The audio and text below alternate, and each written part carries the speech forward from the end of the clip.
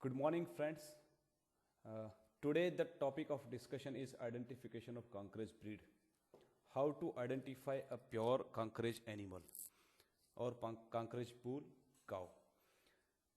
Many a time, people's calling us that, sir, we are in the field and we are supposed to purchase these animals. And that time they will send us photographs also. That, sir, are these animals pure?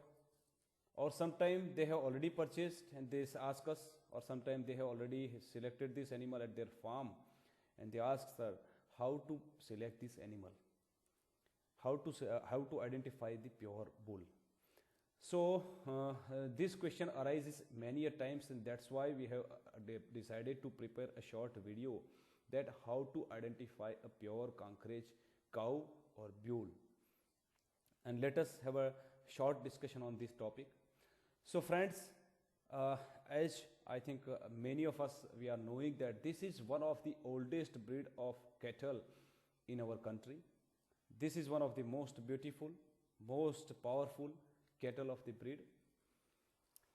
I will, before I start in detail, I will give you a little introduction that in the indigenous cattle, these cattle are being classified in total three categories. One is milch purpose, second is dual purpose, and third is draught purpose.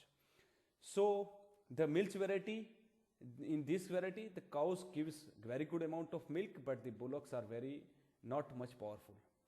The second category, in this, the cattles are dual purpose, means the cattles are fair milk producer, but the bullocks are very powerful.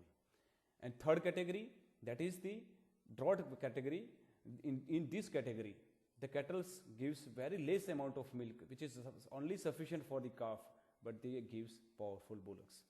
So accordingly, our ancestors have given us almost 250 cattle breeds in the past. But anyhow, today, out of these many numbers of breeds, only around 50 cattle breeds are survived. And today we have this one of the best genetic potential or germplasm, that is Kankaraj breed. So let us discuss in detail about this breed. The name of the breeds in the breeding tract are being given on the basis of either place or the community which rears these animals.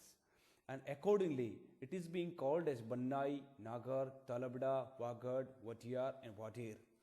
The name of the origin of this breed, that is Kankaraj word, was originally originated from the Kankaraj Taluka of North Gujarat. Of course, the breed is found in the Kutch district, entire desert, North Gujarat, and even almost North Gujarat and adjoining part of Rajasthan state also. But the name has been given only from one taluka. This breed is being found in the two major rivers tract, that is Banas river and Saraswati river. So these two rivers starts from the Banaskantha district and they will end in the desert of Kutch. So majority of the population of this breeding is being found in this tract. Then in the Kutch district, it is called as Wagad or Wadiyar. And the community which rears these breeds, that is the pastoral community, the community which lives in the jungle or in the Wagda, in Gujarati, the jungle is called as Wagda. And the person who is living or the people who is living in the jungle, they are being called as a Wagadia. And these are the people who take care of these breeds. According to the name of these Wagadia people, the cow is also being called as a Wagadia. But the majority of the peoples, they called it as a Wadhyari, Wadher or the Kankaraj. So these are the names of these breeds. So whenever you are going in the field, sometimes the owners, they ask, sir, so this is not a Kankaraj, this is Wadhyari, this is Wagad or like that. But originally, all these are the same animals. All these are the group of Kankaraj animals. Regarding the identification part is concerned, so far as the characteristics are concerned, this breed is having very short face. You can see here it is having very short face, narrow face, and the forehead is broad as well as disc in shape. Here you can see that it is always concave, not convex, not flat even also. The forehead is always concave, not convex, not flat. Then you can see the ears also. Ears are well placed. You can see well placed, pendulous, long, and always alert. Even the animals are also very alert, then active, and sometimes nervous also. When you enter in the shade of this animal or enter in the group of this animal, uh, uh, just like other birds, they will just do not see towards the stranger also, but this breed will immediately reflect. They will immediately watch towards the person. They reflect their ears towards them also, and sometimes they become nervous also, and they may attack on the stranger person. But the person who is regularly keeping these animals, they will not do like this. They are concerned. Here you can see that nostril are little bit upturned. Of course, here the nose ring is applied. That's why it is not that much upturned. But if you see, these nostrils are in the particularly the calf, they are upturned. Then another characteristics are concerned. It is having always crescent shaped symmetrical horn or half moon shaped symmetrical horn. In the other breeds, you will not find this kind of symmetry. Here you will find in 99.9% cases, you will find symmetrical horn. And these horns are covered at the base of base. Here you can see it is covered around 2 to 3 inch. And this cover is only highly seen in this breed, particularly as compared to other indigenous breed. So this is another peculiarity of this breed. Here also you can see that these muzzles are little bit upturned, and horns are always half moon shaped, well balanced. Other characteristics are concerned. They possesses very strong legs and very hard hoofs. Strong legs which are responsible for draught purpose, and hard hoof so that this animal can walk during the all agriculture operations, and that's why they can do more ploughing also. Even these hoofs can sustain in the hard land also. So these are the characters. So far as the udder characters are concerned, here you can say that the udder is of medium size, bowl shape. Here also you can see that udder is always bowl shape. In other breeds, you will find the broken udder or the pendulous udder, and that's why there are more chances of injury in those particular breeds. But here in Cankarage, the chances of injuries are very less, and that's why the mastitis is also very less in this breed. So this is another best characteristic of this breed. You can see here also the back is always straight. In some of the cattle you will find it is droopy. From behind also it is very much droopy, but here you will find almost straight back and wedge shaped body. From all three angles the body forms a wedge shape. And these are the characteristic of Milch breed. Of course it falls in the category of dual purpose breed, but it has already proved in the field condition as well as in the farm condition that it can touch or it can come beyond the production performance of other breeds also. So far as the body color is concerned, it ranges from silver color, silver grey color, then dark color, and even very black color also. But always it is white to greyish in color. And in case of the cow, the anterior part as well as the posterior hind quarter and posterior quarter, they are little bit darker. But in case of male, it is very much darker. As compared to the barrel, the posterior part and anterior part is little bit darker.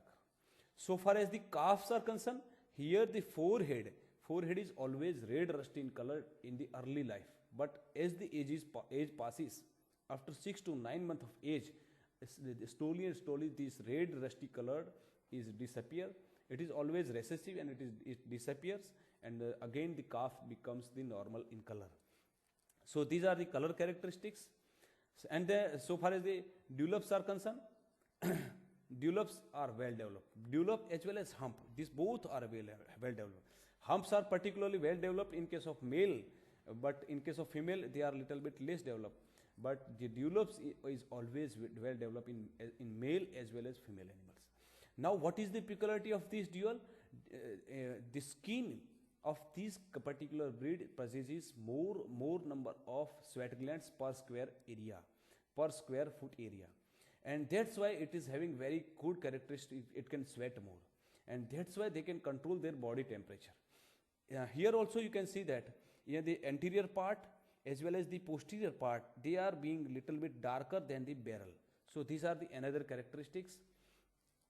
The bullock of these breed are known for their gracious walk with erected head, and in Gujarati it is called as a Savai Chal. Savai Chal means the posterior leg falls little bit ahead of the anterior legs landed, and that's why these breed can walk faster as compared to other breeds, and that's why they can do more agriculture operations as compared to other breeds. So this is the and that's why the bullocks of these breeds are very famous, particularly in Gujarat, in Saurashtra region also, in north part, in the adjoining part of Rajasthan, even South Gujarat and Madhya Pradesh, Maharashtra.